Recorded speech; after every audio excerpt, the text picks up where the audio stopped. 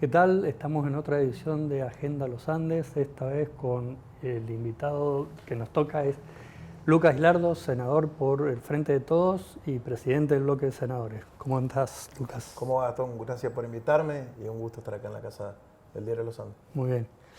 Bueno, Lucas, vos has hecho 7 programas, hiciste de Tiempo Sí, de Valientes. así es. Donde ahí, bueno, como que debatiste con gente distintas iniciativas.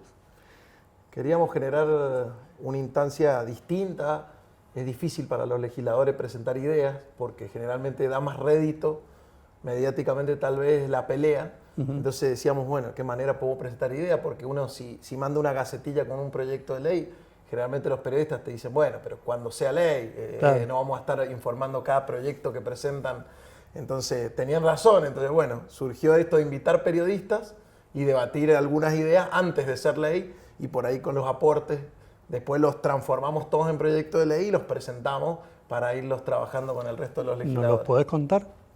Y mirá, eran 7, uno era crear una empresa provincial penitenciaria con el objeto de que las personas privadas de la libertad trabajen y generen su propia comida, es decir, el servicio contrata a una empresa sus viandas y eso, bueno, sale un dinero importante. Nosotros queríamos la posibilidad de generar una empresa provincial donde trabaje las personas privadas de la libertad, por supuesto los que tengan autorización en virtud de su situación legal, y se pueda generar una inversión por parte del Estado en ese ahorro en la infraestructura penitenciaria y en materia de seguridad, que es algo que generalmente los estados nunca tienen dinero para invertir. Después había una propuesta para los CEP, que ahora el gobernador lo ha puesto en agenda porque está en una situación crítica, que era que las personas que ocupábamos funciones políticas en alto nivel o funcionarios públicos, aportáramos mayor cantidad de dinero a los CEP que el resto de los afiliados. Si nosotros aportamos todos los afiliados a los CEP el 6%, nosotros proponíamos que quienes cobraran más de una determinada cantidad de dinero aportaran el 10% y también podía generar un incremento de 500 millones para que ayudara a los CEP. Una de las ideas era la creación de una app para el 911, que en lugar del 911 progresivamente se fuera cambiando a una aplicación que podamos tener en el celular, por supuesto que se puede llamar por teléfono también, que lo ha hecho San Juan y ha tenido muy buenos resultados y bueno, fuimos tratando de generar la creación. Otra propuesta era la creación de un hospital público virtual, el primer hospital público virtual de Mendoza, pero no atención virtual en los hospitales, sino un hospital público virtual con atención de algunas especialidades críticas, como puede ser la pediatría, que hoy está en un momento crítico, intentar ver si se podía generar un efecto que después pudiera ir ampliándose a otras especialidades y de esa manera atender una situación que hoy está en dificultad y una situación que está en auge en el mundo. También la posibilidad de crear un impuesto único provincial. Hoy a los mendocinos le llegan debajo de su puerta todos los meses un impuesto. Nosotros decíamos que a veces hay mucha burocracia, permite la posibilidad, era una idea ambiciosa. Hay críticas de algunos tributaristas diciendo que es muy difícil, pero bueno, a nivel nacional la AFIP hace algunos años hizo algo parecido. Es simplemente una cuestión burocrática de simplificarle la vida a la gente, que le llegue, tenga una especie de código QR donde esté su registro impositivo anual, el dinero que tiene que pagar anualmente y eso lo pueda pagar de la manera en que la persona desee y por supuesto haya beneficios, pero también posibilitar recaudar más. Hoy Mendoza está recaudando muy por debajo de la recaudación nacional, han crecido las recaudaciones en la mayoría de los lugares y nosotros tenemos una recaudación deficiente. De hecho, creo que hubo una nota hace poquito tuya o del diario, una editorial que hablaba precisamente de los deudores incobrables, por decir. Bueno, era una idea para debatir. Y me está faltando alguna, creo que no. En principio, esas son las que me acuerdo por ahora. Bien. Bueno, vamos a la actualidad. Está este tema de los mapuches. ¿Vos cómo lo ves? O tu partido, si está estudiando el tema, están viendo, analizando. Lo primero me causó malestar que no se convocara al intendente, a los intendentes, tanto al de Malargüe como al de San Rafael, creo que debieron haber estado involucrados, que nos enteremos por los diarios, no nos gusta ninguno. La provincia aparentemente ha estado involucrada a través de ATM, brindando información, entonces todavía no terminamos de registrar cuál ha sido el nivel de involucramiento, pero en principio lo primero que hicimos fue comunicarnos con los intendentes, con el intendente Mir Félix, Anabel Fernández Sagasti y el equipo se han puesto a trabajar en la investigación de si se han cumplido los requisitos que se necesita. Hay dudas respecto a eso, sobre todo genera es un poco llamativo la cantidad de hectáreas que se han entregado. Sí, el doble del azufre. Claro, exactamente. Nosotros fuimos muy críticos de la manera en cómo se hizo el azufre, así que de la misma manera en que lo hicimos en ese momento, que no tuvo tanta repercusión como ha tenido este caso, vamos a hacerlo con esto, pero sí estamos involucrados en el tema, investigando, y por supuesto que si vemos alguna irregularidad, vamos a trabajar para que eso intente corregirse, y si no, acompañaremos la estrategia legal que establezca la provincia. En principio tampoco nos parece hacer la demagogia que ha hecho Alfredo Cornejo o el gobernador Suárez, que a veces por simplemente instalar una grieta o sin estudiar, sin analizar, simplemente con un Twitter, para generar malestar, enojo en la sociedad o aumentar esa grieta, intentar obtener un rédito político de tal vez un proceso que nos puede gustar o no, o puede estar bien hecho.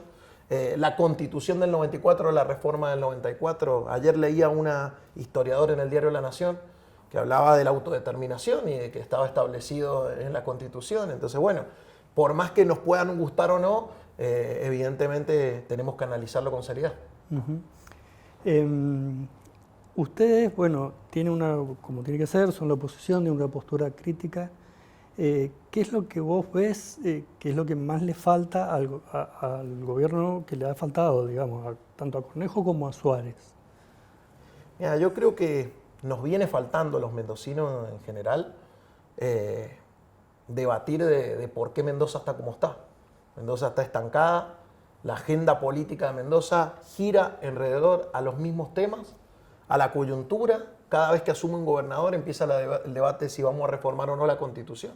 Y en el marco de eso Mendoza va perdiendo oportunidades. Hoy Mendoza está encerrada en sí mismo, en un mundo que crece, en un mundo que se expande, en un mundo que está abriendo oportunidades. Nosotros seguimos encerrados debatiendo el futuro en función de nuestro pasado, de nuestra historia. Me parece que hay una oportunidad. Me parece que los temas que debió instalar el gobierno en agenda son temas que hablen o que ayuden a salir de la situación crítica en la que estamos. ¿Cómo cuáles? Y centrales hidroeléctricas, por ejemplo. Mendoza, mira, la energía es un tema fundamental, es un tema que no se debate en Mendoza. Mendoza, de los años 50 a los 70, se hicieron 5 centrales hidroeléctricas en esos 20 años. De los 70 a los 90 se hicieron 6. La última central se hizo en el 99 con Potrerillo. Es decir, que hacíamos una central hidroeléctrica cada 6 años y ahora hace 20 años que no hacemos una. Pasamos a ser la provincia que producía petróleo para el 25% del país. Hoy somos el furgón de cola de Cuyo. Entonces, ¿y qué nos pasó en Mendoza? Entonces, la pregunta o el debate de la grieta nos llevaría a decir, che, ¿es la macroeconomía? Bueno, pero si somos sinceros, nos despojamos un poco de la soberbia, decir, ¿es la macroeconomía? ¿Qué pasó con San Juan? ¿Qué pasó con Neuquén? ¿Qué pasó con San Luis? ¿Cómo le fue en esta macroeconomía? La verdad que vemos un San Juan que ha hecho 3 represas en los últimos 10 años, que ha invertido en energía solar, 300 megawatts, ahora está invirtiendo en 600 más. Neuquén, que es una potencia con vaca muerta. Entonces, sí, evidentemente algo hemos hecho mal los mendocinos. Entonces, te podría decir que veo que con Cornejo y Suárez se ha acrecentado eso. El Producto Bruto Geográfico de Mendoza ha caído el 12% del 2016 hasta ahora. Es decir, viene cayendo estrepitosamente, no venía sucediendo con los gobiernos peronistas. Bueno, ¿en qué momento nos sentamos a debatir la agenda que viene? La política de vivienda. Soy un convencido y vengo insistiendo. Perdóname, mira, qué bueno que hablamos de esto, porque me faltó una de las propuestas más importantes que tenía en el programa, era precisamente sobre vivienda. Porque vengo insistiendo que es un tema clave. Estoy convencido que la política de vivienda ha pasado a ser casi una política de segunda categoría o tercera categoría. En Mendoza nosotros estábamos acostumbrados a gobernadores. Bordón entregó 12.000 viviendas, gobernadores anteriores que han entregado 16.000 viviendas. Los gobernadores, tanto peronistas como radicales, las últimas 4 gestiones han estado entregando 1.500 viviendas por año. Es decir, tenemos un déficit habitacional de 130.000 viviendas. La política de vivienda es una política sumamente efectiva para recuperar la matriz productiva, para generar empleo, para movilizar la industria, potentísima, no solo por el déficit habitacional que hay, 130.000 viviendas hacen falta según las estimaciones, sino por lo que genera rápidamente. En una casa genera 7 puestos de trabajo directos y después los trabajos indirectos. Entonces, una de las propuestas que hice precisamente fue que era polémica, pero con el objeto de poner en debate esto, que es que el gobernador de Mendoza, cualquiera sea, estuviera obligado a hacer 3.000 viviendas por año, por ley. 12.000 viviendas cuando terminara su gestión. Si no lo hacía, tenía una sanción de no poder ejercer cargos públicos por 5 años o por 7 años, lo podíamos debatir, pero que tuviera como prioridad eso y establecer un mínimo del presupuesto provincial para la política de vivienda. Entonces, me parece que la vivienda y el tema energía es un tema pendiente en los últimos 10, 12 años en Mendoza y nos ha puesto en la fila, al final de la fila, cuando supimos ser los primeros de Cuyo y estamos en una situación crítica. Mendoza con los salarios más bajos, uno de los más bajos del país, con los mayores niveles de desocupación, 38% de los mendocinos en línea de pobreza o indigencia, con trabajo, buscando un segundo trabajo. Estamos en una situación de dificultad. Sí, el último que hizo 4.000 viviendas en un año fue La Falla. Desde esa época que no volvió a suceder. Creo que La Falla llegó a entregar, 16.000 viviendas. Claro. Creo, al final de su mandato. El diálogo con el gobierno tienen, porque bueno, a ver, vos decís, la macroeconomía no tiene nada que ver, bueno, o sea, vos sabés que sí, que algo tiene que ver. Absolutamente. Quizás no es... Nada, influye no es lo único, ¿no? Pero bueno, sí. Diálogo tienen, se juntan con Cornejo, se juntan con Suárez, dicen, che, mirá, ¿a dónde enfocamos? En mi caso no me he juntado con Cornejo, con Suárez sí, tuve algunas reuniones cuando empecé, yo tenía muy buena relación con él. Cuando era intendente teníamos una relación muy cordial y afectuosa. Cuando él asumió gobernador me convocó un par de veces, a él le molesta mucho que yo sea muy crítico de su gobierno. Yo he tratado de explicarle que soy el responsable de la oposición, pero bueno, se molestó. Después de eso no he tenido diálogo con él, sí sé que ha tenido con Anabel Fernández Sagasti, pero sí tengo diálogo con el gobierno en general, con ministros, con secretarios, con el presidente de bloque, con Martín Kender, con Mario Abed, es una persona que dialoga en forma permanente. De hecho, a veces cuando se habla de la falta de diálogo, este año el gobernador envió 24 leyes a la legislatura, 24. ¿Cuántas decís que acompañó el peronismo? No sé. 21. Es decir, entonces uno dice, che, la grieta, no se hablan, las peleas, bueno, pero pasa que a veces tiene más rédito las 3 que no acompañamos en términos de impacto mediático que las 21 que acompañamos, entre las cuales hubieron leyes importantes que acompañamos. Cuando hay cosas importantes, ampliación de juicio por jurado, que fue una idea original que había llevado Anabel Fernández Sagasti a Cornejo en su momento y fue ley, la ley del Pedemonte, el conflicto con los anestesistas, la solución de ese conflicto tuvo mucho que ver, el conflicto con la Corte, donde intervino en ese momento de Marchi y nosotros fuertemente para generar un consenso y que saliera una ley consensuada. Es decir, hubieron temas interesantes, hay diálogo. El problema es que el gobernador suele dialogar sobre lo que a él le interesa nada más. Y no propone un debate, una agenda como esta que estamos hablando, vivienda, energía, turismo. Mendoza ha caído 36% el turismo y vamos a echarle la culpa a la macroeconomía cuando en otras provincias está creciendo. Entonces, yo no es que no diga que la macroeconomía no influye mucho. Tiene una situación difícil Suárez. Ahora, la misma situación difícil tiene el gobernador de San Juan y la misma situación el gobernador de San Luis y el de Neuquén. Es decir, evidentemente también tenemos que buscar, porque si nos encerramos en nosotros mismos, en creer que el problema somos los mendocinos, que el problema es Mendoza, que el problema es nuestra agenda, es decir, bueno, la solución tal vez está en abrir los ojos, en abrir nuestras miradas hacia otros ámbitos, en animarnos a debatir por qué turísticamente Mendoza cayó de un año a otro con 80.000 visitantes menos. ¿Cuánta inversión hubo en infraestructura en alta montaña?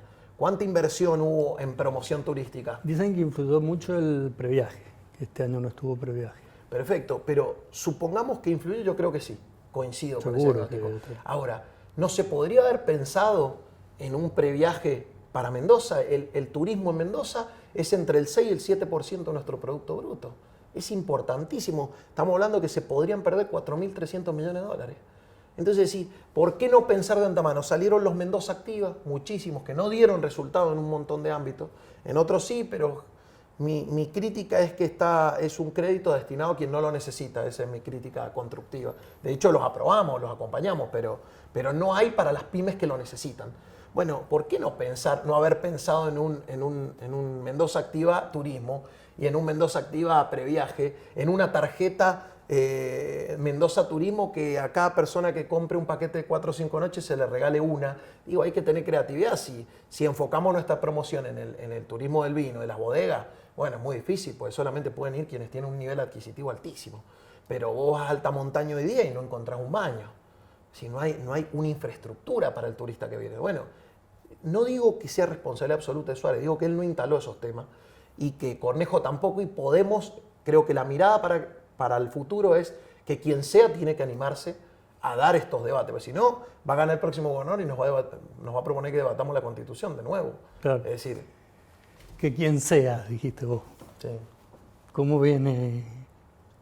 Bueno, uno siempre, hoy día, si somos realistas, lo miramos, el escenario que se ve es un escenario de un cambio a Mendoza consolidado, con muchos candidatos. Yo lo que percibo es que hay un desgaste también fuerte de su gestión y creo que hay falencias del peronismo en no haber sabido mostrar alternativa. Mi deseo es que el peronismo ofrezca esa alternativa en el corto plazo. ¿Va a aparecer alguien más aparte de Martín Hinojosa? Yo creo que sí, mi deseo es que hayan unas pasos que creo que serían importantes para el peronismo, movilizarían, permitirían que Félix, nos mostremos. Rigui, alguno. Mirá, ojalá fueran todos. Ojalá fueran Bermejo, Rigui, Félix y Aveiro. Ojalá. Pero bueno, ellos han manifestado en muchos casos no querer o no poder o sentir que tienen que ocuparse de sus departamentos. Yo creo que el peronismo los necesita también, porque es una oportunidad. ¿Cómo ves Maipú? Lo digo porque hoy termina siendo clave, porque si pierde el peronismo Maipú, todo el Gran Mendoza queda en manos de Juntos de Cambio a Mendoza. ¿Vos qué crees que va a pasar ahí?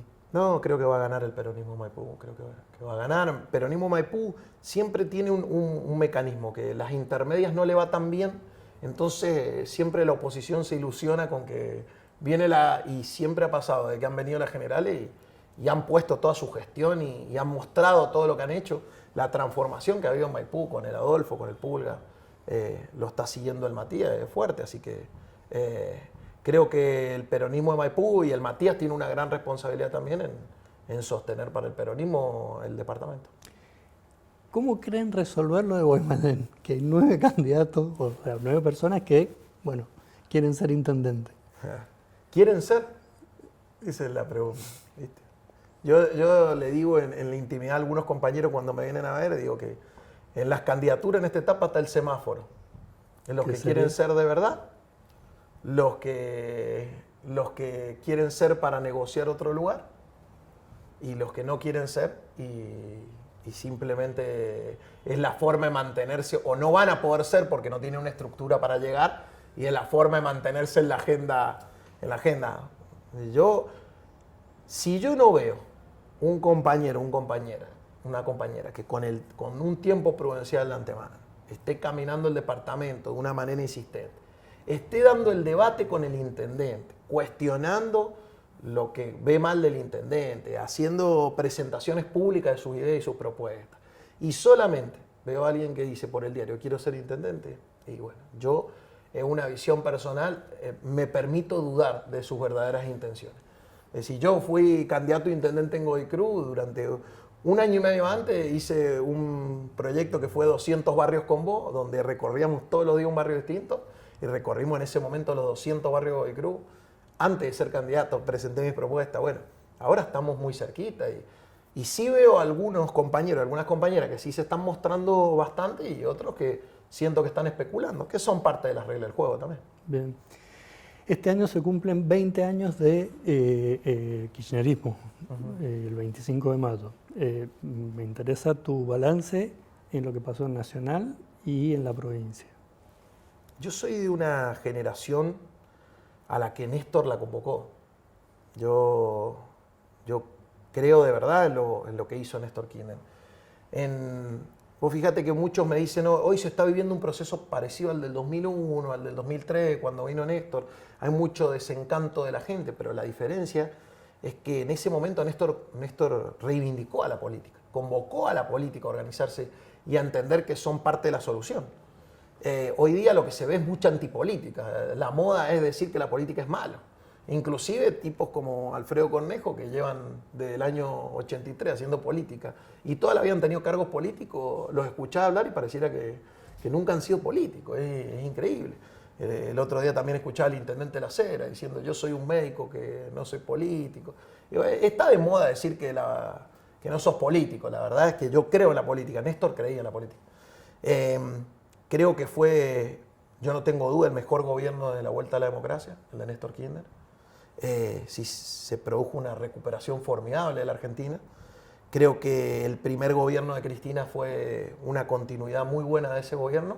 Y en el segundo gobierno empezaron serios problemas. Problemas por responsabilidades propias y también problemas por responsabilidades ajenas y por el desgaste de una gestión absolutamente que es normal. Pero bueno, hubieron muchos frentes que Cristina de manera valiente decidió abrir y eso tiene un desgaste y un costo. Si me preguntás del kirchnerismo, yo creo en el kirchnerismo como un proceso, como un proceso político que miró a las minorías, que miró a quienes menos tenían o quienes peor la estaban pasando, que tenía en su mente la agenda de la gente. Gran diferencia con lo que está sucediendo hoy, entre los cuales incluyo a los dirigentes de mi partido. Néstor Kirchner tenía en su mente los problemas de la gente. Néstor hablaba de los problemas de la gente. Cristina también lo hizo cuando fue presidenta. En el último tiempo lo que yo observo, inclusive dentro de mi propio espacio político, es hablar parece que los políticos estamos hablando entre nosotros de los problemas de los políticos. No están los problemas de la gente en la agenda, claramente. Yo me gustaría saber si los problemas de la gente son las tierras, o los problemas de la gente son si Suárez se pelea con Petri o con De Marchi. Nada, los problemas de la gente son otros y no están en agenda en Mendoza. Entonces, creo que fue un proyecto político ambicioso en términos de poder, que produjo una profunda transformación en la Argentina y que después se encerró mucho en sí mismo. Yo creo que ese fue uno de los mayores errores, que creo que hubo un momento en donde tendríamos que haber ampliado nuestro espectro y nos encerramos. Eso llegó a que se perdiera el gobierno luego en el 2015 y bueno, una jugada maradoniana de Cristina hizo que volviéramos a gobernar, también hay que decirlo con claridad. Bueno, hasta hoy no hemos cumplido las expectativas que la mayoría de la gente que nos votó tenía en nosotros. ¿Y acá en Mendoza? Y acá en Mendoza hay veces que me llama la atención, yo escucho analistas, editorialistas que dicen el problema del peronismo es el kirchnerismo. El problema es que desde que está el kirchnerismo, sí, yo particularmente junto con Anabel empezamos a participar en política en el año 2010, 2011 fue nuestra primera candidatura. Y los candidatos desde ese momento hasta ahora no han sido los candidatos del kirchnerismo. En ese momento, el primer candidato, recuerdo, fue en ese momento el Pelado Abraham, que en ese momento estaba en otro grupo político, inclusive tenía cuestionamiento en algún momento fuerte contra nosotros, me agredió públicamente, yo siempre lo cuestiono al Pelado, nos molestamos. Después el candidato fue Adolfo Bermejo, que hizo una buena elección, pero no era un candidato precisamente que podamos decir que el Adolfo es kirchnerista, ha tenido sus serias diferencias con Cristina. En el 2017 el candidato fue Omar Félix y nadie puede decir que Omar Félix es una persona identificada fuertemente. Sí ha tenido una cercanía con Néstor y con Cristina por el sur y todo, pero digo, la primera responsabilidad con un triunfo contundente fue Anabel Fernández Sagasti en el 2019. Y pareciera que los males del peronismo son que es culpa del kirchnerismo. Sí, no. Yo creo que Cristina ganó en Mendoza en el 2011. Volvimos a ganar en las PASO con Cristina en el 2019. Es decir, Me parece que el análisis es mejor. Creo que hubieron muy malas gestiones en muchos departamentos, entre ellos Guaymallén, Luján, pésimas gestiones que hicieron un daño tremendo al aporte o a las posibilidades del peronismo provincial. Creo que la gestión del Paco terminó muy mal y eso generó un deterioro en el vínculo de los peronistas con la sociedad, que estamos tratando de reconstruir. Vos me decís, ¿cómo la reconstruí? Y yo la reconstruyo siendo honesto, trabajando.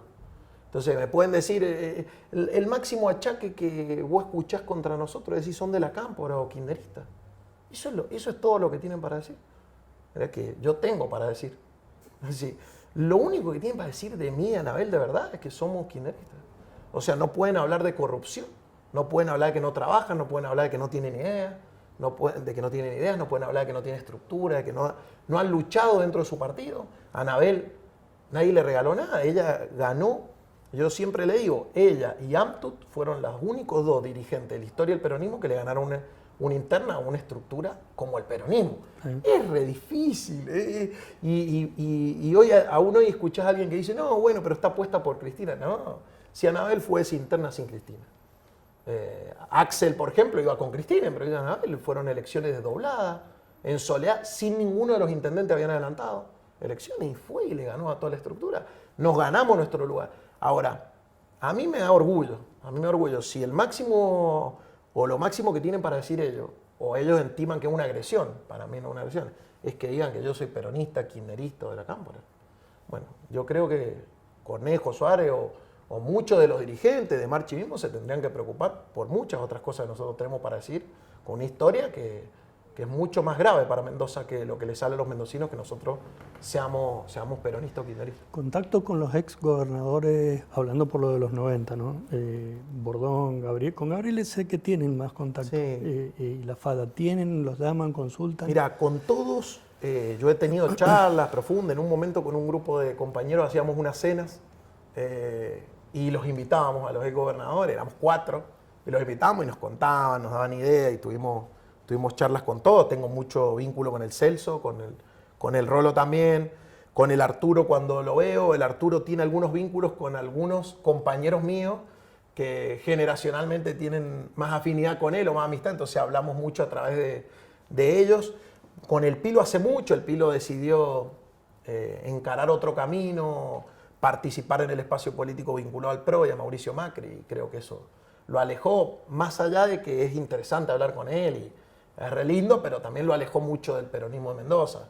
Es decir, pero con la mayoría y con el Paco, la verdad que no, hace mucho que no hablo, por ahí un WhatsApp con una noticia, pero hace mucho que no hablo. Bueno, lo nombraste vos, ¿cómo ves esto que está sucediendo y termino con esto, de Marchi y bueno, todo el lío de Cambia Mendoza? Mirá, podría ser algo que genere expectativa, pero creo que es una gran ilusión óptica, porque es poco creíble. Que resulta que ahora Omar de Marchi se autopercibe opositor, siendo parte del gobierno, estando dentro del Frente Cambia Mendoza, acompañando prácticamente todas las leyes del gobierno de Alfredo Cornejo, en donde no se diferenció en absolutamente nada, y de Rodolfo Suárez, en donde no se diferenció en absolutamente nada. Creo que la única diferenciación fue con la Corte. Con la Corte, porque ahora cuestiona la RTO, pero lo votó. Entonces, es llamativo. Entonces parece más una disputa de egos. Es decir, vos me preguntás a mí si siento que Alfredo Cornejo tiene algo que aportarle a Mendoza. A mi entender, no. Viene a ofrecernos los resabios de su fracaso nacional. Es decir, quiso hacer una incursión nacional para ser líder nacional, no le alcanzó, no pudo, y dice, bueno, me vuelvo y me quedo con lo mío, porque él siente que esto es de él. Y viene a ofrecernos ¿qué nos va a ofrecer? Corregir los errores de Suárez, de un Suárez que él puso en la gobernación. Nos va a ofrecer hacer lo que no hizo, y es llamativo. ¿Podría ser Omar de Marchi, hubiera podido ser Omar de Marchi alguien que pudiera ofrecer algo distinto? Seguramente, pero llama la atención que lo demuestre en los 2 meses del cierre de lista. A mí me llama la atención. ¿Qué tiene para ofrecerle el peronismo a Mendoza? Hagamos de cuenta que gana el peronismo.